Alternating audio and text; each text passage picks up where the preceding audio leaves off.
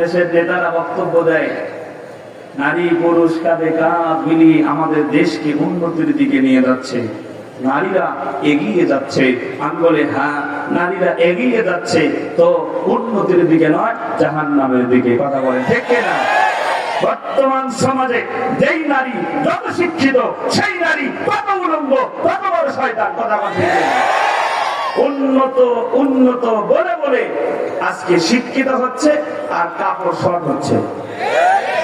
কথা বলেন ঠিক কিনা? শিক্ষিত হইতে হইতে হইতে হইতে এখন দেখা যায় কি লম্বা লম্বা চুল গুলো কাইটা নরসিংহপুর গার্মেন্টস শ্রমিক দিনী কাফেলার উদ্যোগে চতুর্থ বার্ষিক মাহফিলের সম্মানিত সভাপতি, প্রধান অতিথি, বিশেষ অতিথি, আমন্ত্রিত অতিথিবৃন্দ সহ মঞ্চে উপবিষ্ট হযরত উলামায়ে কেরাম, সামনে বসা দ্বীনি ইসলাম প্রিয় তৌহিদি জনতা, পিতৃতুল্য মুরব্বী বাবারা, সমবয়সী কলিজার টুকরা হৃদয়ের স্পন্দন যুবক ভাইরা, স্কুল মাদ্রাসার কচি কাচারা পদ্মন্তরালী, সর্বগুণে গুণান্বিতা শিক্ষিতা অবলা সরলা মা ও বোনেরা, আজকের এই মাহফিলে আসতে পেরে বসতে পেরে আমরা খুশি না বেজা? আমরা যারা খুশি হইলাম, যেই মালিক আমাদেরকে খুশি হওয়ার মতো সৌভাগ্য নসিব করলেন, সকলে একটু ওই মালিককে খুশি করার নিয়তে জবান খুলে আওয়াজ করে, কৃপণতা না করে সমস্বরে একযোগে একসাথে বলছি আলহামদুলিল্লাহ। নবীজির উপরে মহব্বতে একবার দরুদ পাঠ করি সাল্লাল্লাহু আলাইহি ওয়াসাল্লাম। শুকরিয়া আদায় করলাম কার? সব সময় শুকরিয়া আদায় করব কার? প্রত্যেকটা মাখলুক শুকরিয়া আদায় করে কার? সকালবেলা গাছের ডালে পাখির কণ্ঠে পাখি যে শুকরিয়া আদায় করে, ওই শুকরিয়া কার? খুব সকালে পাখির গলে জানবো না গণরটে, সাজের মেলায় তারার মেলায় তার নিয়ামত বটে। খুব সকালে পাখির গলে জানবো না গণরটে, সাজের বেলায় তারার মেলায় তার নিয়ামত বটে। সে যে লালনকারী পালনকারী সারা ভুবন, তোমার আমার বেঁচে থাকা যার করুণায় হয়। তবু সকালে পাখির গলে যার গুণাগুণ রাতে, সাজের বেলায় তারার বেলায় তার নিয়ামত বটে।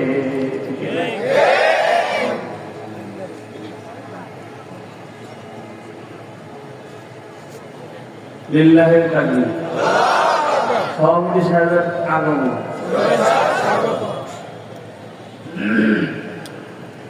শুকরিয়া আদায় করছি কার? সবসময় শুকরিয়া আদায় করবো কার? মুসলমান ভাইরা, উন্মুক্ত ময়দান, উন্মুক্ত কথা, স্বাধীন দেশে স্বাধীনভাবে স্বাধীন পরিবেশে মালিক আমাদেরকে বসার সুযোগ করে দিয়েছেন, ঠিক না? ইনশাআল্লাহ অল্প সময় আপনাদের সামনে কোরআন সুন্নাহর আলোকে কিছু আলোচনা পেশ করব। প্রধান মেহমান ইনশাআল্লাহ চলে আসতেছে, আমার সঙ্গে কথা হয়েছে। ইনশাআল্লাহ শেষ পর্যন্ত থাকবো তো আমরা? হাত তুলে বলেন থাকবো তো? ওই যে ভাইরা যারা দাঁড়িয়ে আছেন, আমরা চিন্তা করতেছে যে 2 মিনিট একটু বসি, দেখি বিশেষ মেহমান একটু জমাইতে পারে কিনা, একটু জমাইতে পারে কিনা। জমতে পারে শরীরের দোষ আসে তাহলে একটু পাবো, আর যদি না হয় তাহলে যাবো না। ওরা ঠিক না বলে? ওয়াজ এটা জমানোর জিনিস নয়, বোঝার জিনিস। সবসময় সামনে বসার চেষ্টা করবে। কোথায়? সামনে। কারণ যারা সামনে টেবিলে বসে স্কুলের মধ্যে তারা স্বাভাবিকভাবে ভালো ছাত্র হয়, ঠিক না? আর যারা লাস্ট বেঞ্চে থাকে ওরা থার্ড ক্লাস ছাত্র হয়। কিন্তু থার্ড ক্লাস ছাত্রও যদি ফার্স্ট বেঞ্চে বসার অভ্যাস করতে পারে, ওই থার্ড ক্লাস ছাত্রটাও এক সময় ভালো হয়ে যায়। সুবহানাল্লাহ। এজন্য যারা দাঁড়িয়ে আছি বসে পড়ি। এত সুন্দর আয়োজন আপনাদের জন্যই করা হয়েছে। প্যান্ডেল, বিছানা, লাইটিং, মাইকিং সব আপনাদের জন্য। মেহেরবানি করে বসে পড়ি।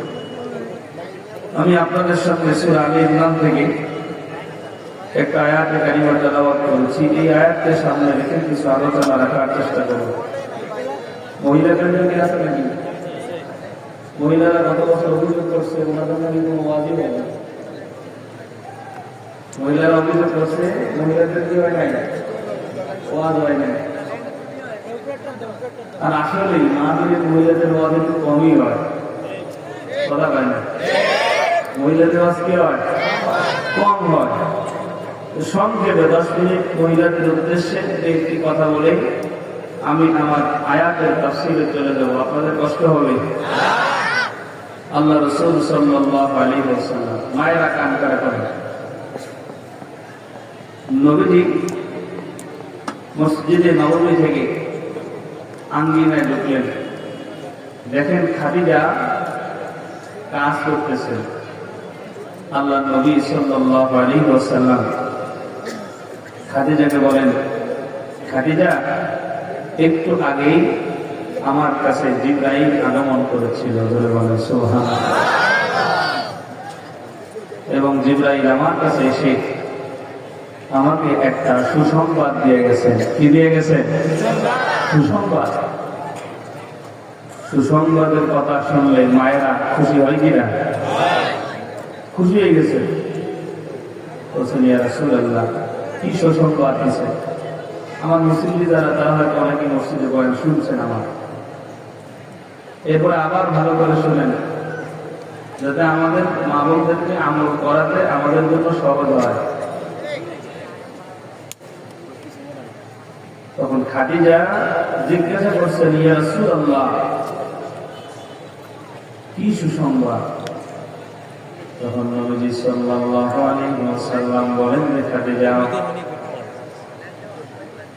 ওই যে দেখো বারান্দার মধ্যে আমার কলিজার টুকরা নয়নের মণি ফাতেমা বসে আছেন। আমার কাছে জিবরাইল আগমন করে আমাকে জানাই দিল যে ফাতেমা জান্নাতের মধ্যে দিদার হবে, নেত্রী হবে। যেরকম সুবহানাল্লাহ। ও দুনিয়ার মুসলমান ইমানদার আল্লাহর গোলামেরা, আল্লাহর নবী বিশ্ব নবী যখন খাদিজাকে বলছেন, খাদিজা রে, জিবরাইল আমার কাছে জানায়া গেল আমাদের কন্যা ফাতেমা জান্নাতের মধ্যে দিদার হবে, নেত্রী হবে। এই কথাটা নবী খাদিজাকে বলছেন, সাথে সাথে খাদিজার মনটা খারাপ হয়েছে। এই আসলিয়ার মুমিন, সন্তানের ব্যাপারে মার কাছে সন্তানের বাবা সুসংবাদ দিলেন, জান্নাতের মধ্যে দিদার হবে, নেত্রী হবে। মায়ের মনটা খারাপ হয়ে গেল। আল্লাহ নবী জিজ্ঞাসা করেন, খাদিজা, কি ব্যাপার, তোমার মুখ কেন মলিন হয়ে গেল? খাদিজা জিজ্ঞাসা করেন, হাবিব, যেই সময় আপনি কালেমার দাওয়াত দিয়েছেন, তাওহীদের দাওয়াত দিয়েছেন, যেই সময় আপনার ডানে বামে সামনে পিছনে কেউ ছিল না, ওই সময় আমি খাদিজা ছিলাম। আপনি হেরা গুহার ভিতরে ধ্যানে মগ্ন ছিলেন, ধ্যান করতেন। ওই জায়গার মধ্যে আমি কষ্ট করে আপনাকে খাবার পৌঁছায় দিতাম। নবীজি, জান্নাতের মধ্যে দিদার হলে, নেত্রী হলে তো আমি হওয়ার কথা ছিল, আমি না হই আমার মেয়ে কেন হবে? মা মেয়ে ব্যাপারে বলছেন, আমি হলে কি হতো? ভালো হতো। বাবা, সাউন্ডটা তুমি একটু শোনো, শুনে একটু ঠিক করো। গুম গুম গুম গুম করতেছে, আমাদের শুনতে পাচ্ছেন? দুনিয়ার মুমিন মুসলমান বাবাজিরা আমার, খাদিজার মনটা যখন মলিন হয়ে গেল, এবার বিশ্ব নবীরা নবী মার নবী এটা বুঝতে পারছেন। খাদিজা এবার বলছেন, আমি যদি হতাম তো ভালো হতো, আমি না হই আমার মেয়ে কেন হবে? কেন? সিয়ারের লোক সবার আছে না, কথা কয় না, আরো জোরে কয় না। ক্ষমতা লোক প্রত্যেকটা মানুষের অন্তরেই আছে না নাই? আরে জোরে কয় না, আছে না নাই? এই যে ছাত্ররা তারা স্কুলে পড়ে, স্কুলের যদি 20 জন ছাত্র থাকে, ওই জায়গার মধ্যে স্যার একজনের ক্যাপ্টেন বানায় না? ওই ক্যাপ্টেন কে হবে এটা নিয়ে ঘুষে ঘুষে নাক একটা সেরা করে দেয়। কথা বান ঠিক না? ক্ষমতা এটা অনেক লোভনীয় জিনিস। জান্নাতের মধ্যে ফাতেমা দেখতে হবে নিজের আপন মার মন খারাপ, যে আমি হইলে তো ভালো হতো। আশ্চর্যের বিষয়, কথা গান ঠিক না? নবীজির স্ত্রীর যদি এই হালত হয়, হাসিনার হওয়াই তো স্বাভাবিক। কথা বলতে হবে ঠিক না? ক্ষমতার লোক এমন ভাবে ঢুকছে ভিতরে,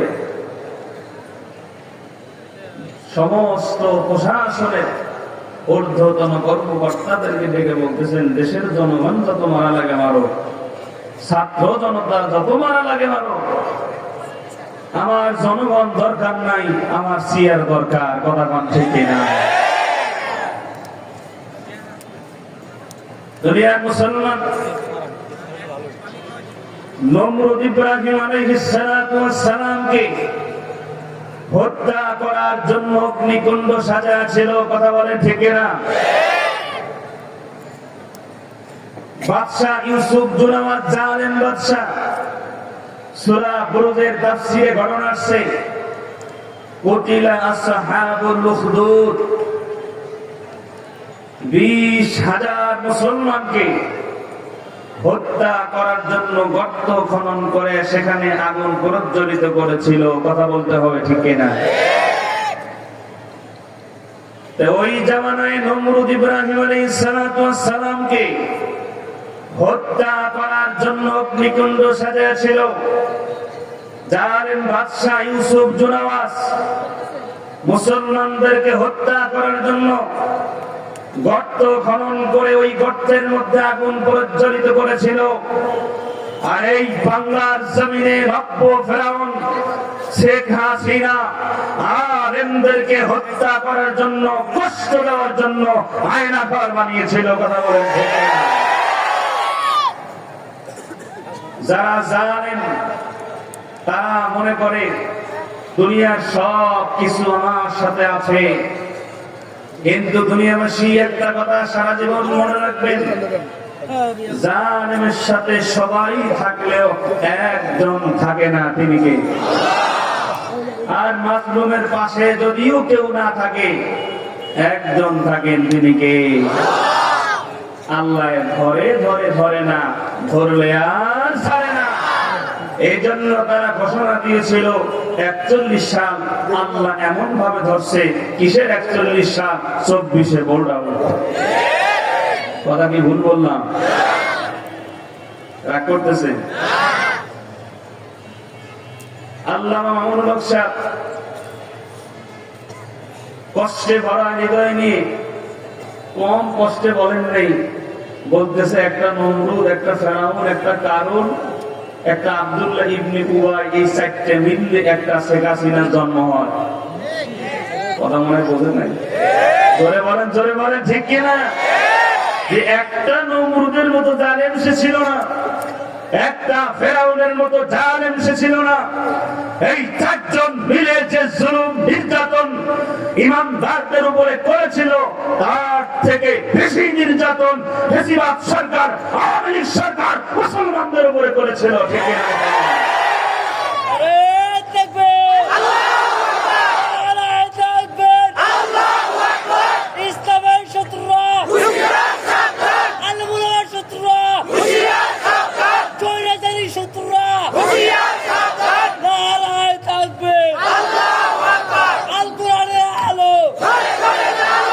দোষে ভুল বলা যাবে না থাকলে, ঠিক এরা বলে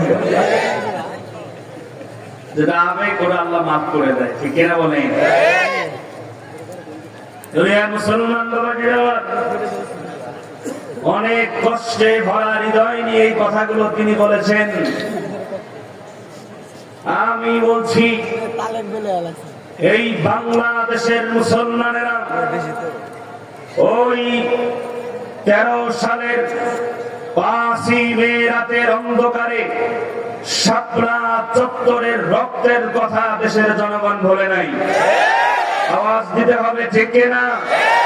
দুনিয়ার মুসলমান পিলখানা হত্যাকাণ্ডের কথা বাংলাদেশের জনগণ ভোলে নাই। আল্লামা সাঈদীকে জেলে বন্দী করেছিল। বাংলার দামাল ছেলেরা আন্দোলন করতে রাস্তায় নেমেছিল।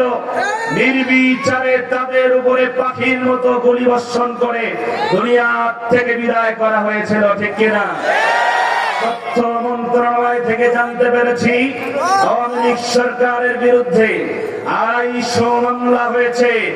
আমি বলবো আরো ওর বিরুদ্ধে 250 মামলা করে এই বাংলাদেশে আন্তর্জাতিক ট্রাইব্যুনালের মাধ্যমে তাকে বিচারের আওতায় এনে 500 বার ফাঁসির কাস্টে ঝুলায় মারা দরকার।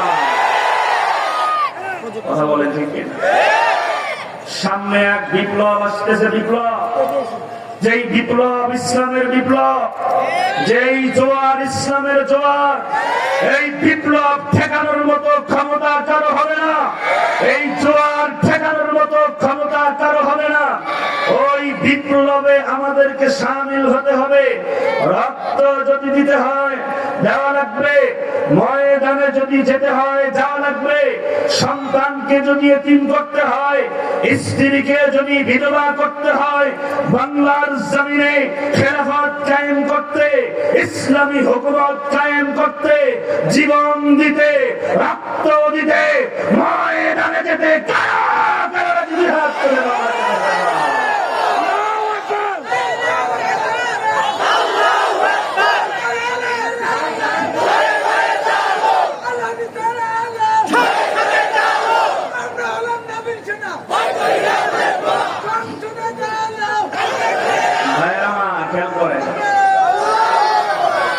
আমার সময় কম আসে। খাদিজা বলেন, ইয়া রাসূলুল্লাহ, মনে আছে তো? বলেন যে আমি হলে তো কি হতো, ভালো হতো। এবার খাদিজা দিন নরম করে বলে, পয়গম্বর ঠিক আছে, আমার মেয়ে জান্নাতে মৃত্যু হবে। সাউন্ডটা কমে গেল কেন? সাউন্ড সমস্যা হলে ঝামেলা এমনি গলায় কমবে। খাদিজা বলেন, ইয়া রাসূলুল্লাহ, ইয়া রাসূলুল্লাহ, আমার মেয়ে যে লিডার হবে, নেত্রী হবে, আমি কারণটা জানতে পারি? নবীজি বললেন, অবশ্যই। ও দুনিয়ার মুসলমান ইমানদার আল্লাহর গোলামেরা, দয়ার নবী বলেন, হে খাদিজা, আমার কন্যা জান্নাতের মধ্যে লিডার হবে, নেত্রী হবে, তার কারণ আমি তোমাকে অবশ্যই বলবো। এর আগে খাদিজা বলো,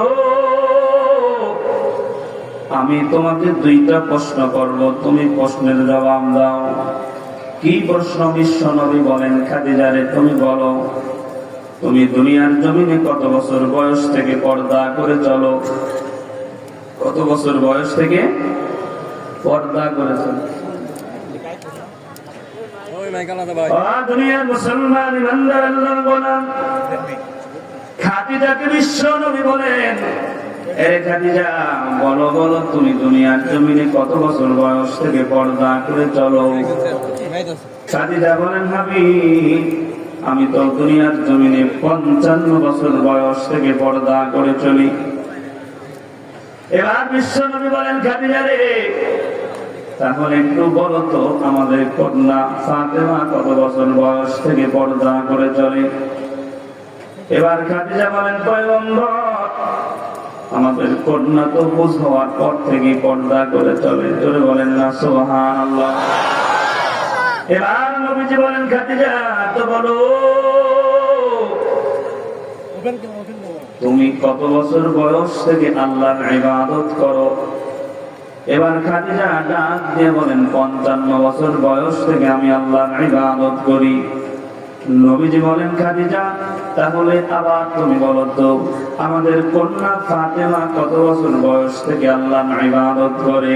খাদিজা বলেন পয়গম্বর আমাদের কন্যা ফাতেমা তো বুঝ হওয়ার পর থেকেই আল্লাহর ইবাদত করে। এবার নবীজি বলেন খাদিজা তাহলে শোনো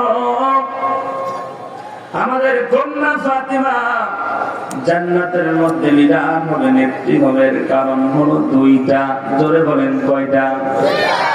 দুই কারণের এক নম্বরের কারণ হলো নবীজি বলেন খাদিজা রে 1 নম্বরের কারণ হলো এই খাতুনে জান্নাত ফাতেমা যে হবে জান্নাতের মধ্যে লিডার হবে, এর 1 নম্বর কারণ সে বুঝ হওয়ার পর থেকে পর্দা করে চলে।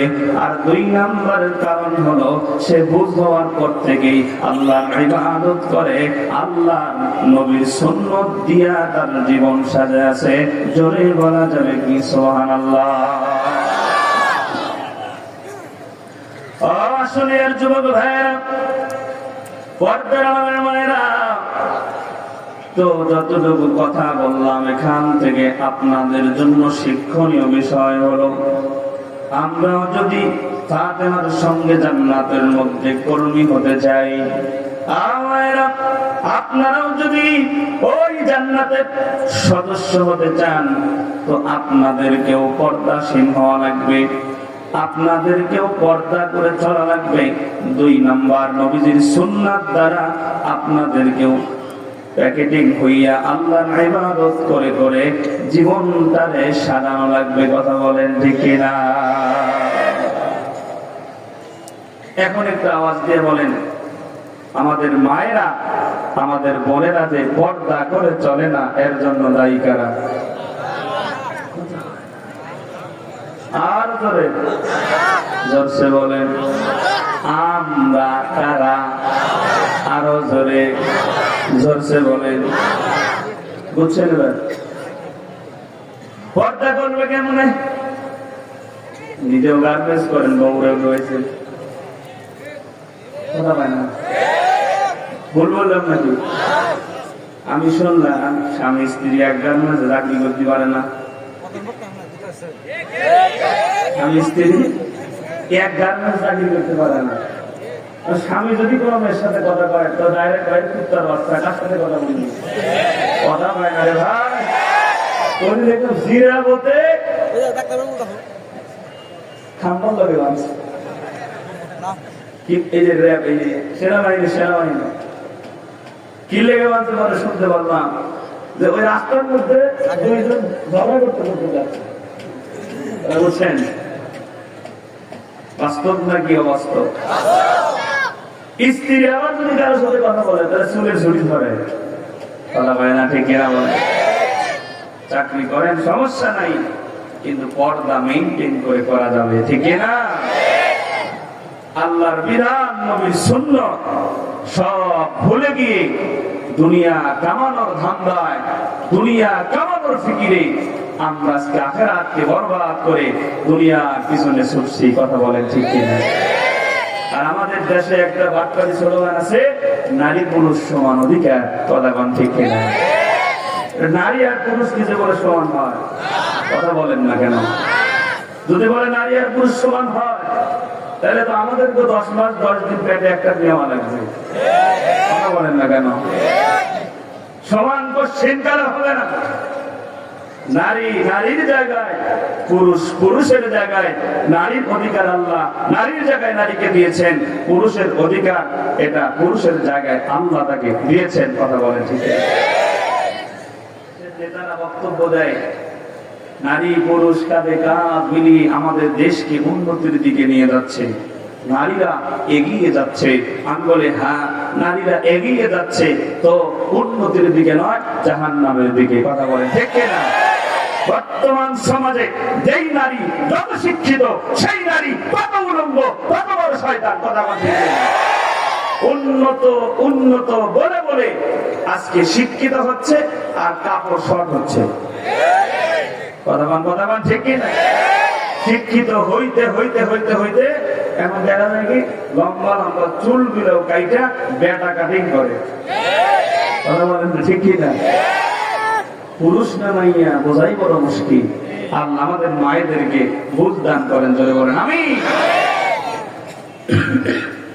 আসেন আপনাদের সামনে একটা আয়াত করেছি, আল্লাহ পাক রব্বুল আলামিন এই আয়াতের মধ্যে কি বলেন? সাউন্ডটা মজা না, সাউন্ডটা মজা না। আল্লাহ পাক রব্বুল আলামিন বলেন ওয়াসানিউ ইলা মাগফিরাতিন মির রাব্বিকুম। ও দুনিয়ার মুসলমান ইমানদার আল্লাহর গোলামেরা, আল্লাহ পাক বলেন ওয়াসানিউ, তোমরা দৌড়াও। আল্লাহ পাক তার বান্দাদেরকে বলেন বান্দারা তোমরা দৌড়াও। ও আমার গোলাম কই দৌড়াইবা? আমি আল্লাহ বলছি ইলা মাগফিরা। আল্লাহ বলেন গোলাম আমি আল্লাহর ক্ষমা, আমি আল্লাহর দয়া, আমি আল্লাহর রহমত, আমি আল্লাহর ক্ষমার দিকে তোমরা দৌড়াও। ইলা মাগফিরাতিন মির রাব্বিকুম ওয়া জান্নাতিন, ক্ষমার দিকে দৌড়াও এবং তোমরা আমি আল্লাহর জান্নাতের দিকে দৌড়াও। ধরে বলেন না সুবহানাল্লাহ। এই দুনিয়াবাসীর আল্লাহ পাক আগে বলছেন গোলাম তোমরা আমি আল্লাহর ক্ষমার দিকে দৌড়াও, এরপরে জান্নাতের কথা বলছেন। এই আয়াতের ব্যাখ্যায় মুফাসসিরিনে কেরাম বলেন মানুষ সুদ খায়, মানুষ ঘুষ খায়, মানুষ অন্যায় করে, মানুষ জুলুম করে, মানুষ নির্যাতন করে, হাজার রকমের অপরাধ বান্দা দুনিয়ার জমিনে করে। আমার আল্লাহ জানা দেয় গোলাম দুনিয়ার জমিনের সব গুনাহ তুই করেছ, আমি আল্লাহর কাছে সারেন্ডার হইয়া তুই যদি ক্ষমা পেয়ে যাইতে পারো, আমি আল্লাহর জান্নাতের মালিক আমি আল্লাহ করে বানায়া দিব। এরপরে অংশে আল্লাহ পাক রব্বুল আলামিন বলেন ওয়া জান্নাতিন আরদুহাস সামাওয়াতু ওয়াল আরদ। এ গোলাম এই জান্নাতটার আয়তন কত জানো? আসমান এবং জমিনের মধ্যবর্তী জায়গা। জোরে বলেন সুবহানাল্লাহ।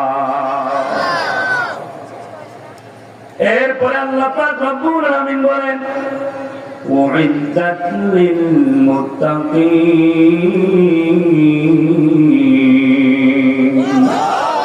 আল্লাহ পাক বলেন যে জান্নাতের কথা আমি আল্লাহ তোমাদেরকে জানালাম, ওই জান্নাতটা আমি আল্লাহ মুত্তাকিনদের জন্য বানাইছি। বলেন সুবহানাল্লাহ। জান্নাতটা আল্লাহ কাদের জন্য বানাইছে? বলেন বলেন কাদের জন্য? তাহলে জান্নাতে কারা থাকবে? মুত্তাকিরা কারা? আল্লাহ পাক এই কথা বলেন ইন্নাল মুত্তাকিনা ফি